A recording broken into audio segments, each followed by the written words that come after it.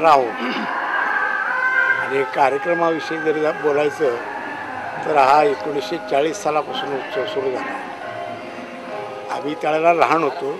आम्हाला हे गायन सतत ऐकायला मिळायचं, कारण की गजाननबुवा जी होते ते तळ्यावर राहायला होते आणि तिथं 24 तास रिहर्सल चालायची गाण्याची.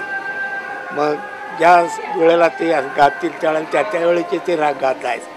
आता सकाळी बसले तर तोडी, भैरवी, ललत, जीवनपुरी, आसावरी, भैरव भार, अनेक प्रकारचे सकाळचे राग आहेत. ते सगळे त्यांची तालीम चालायची त्यावेळेला आमच्या ते श्रवण आम्हाला येता जाता मिळायचं.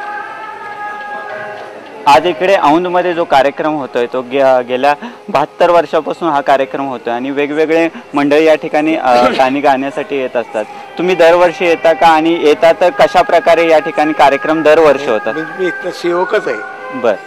हे संगीत महोत्सव 1980 साली ट्रस्ट झाला. त्यावेळेपासून मी म्हणजे 75 सालापासून मी इथे येते. 75 पासून आमची सेवा चालू आहे. आणि 80ला ही स्थापन झाल्यानंतर मग मोठमोठे कलाकार दरवर्षी इथं सेवेला येतात, सेवा करतात. गायन उत्तमपैकी होतं. चालतं. Okay, thank you.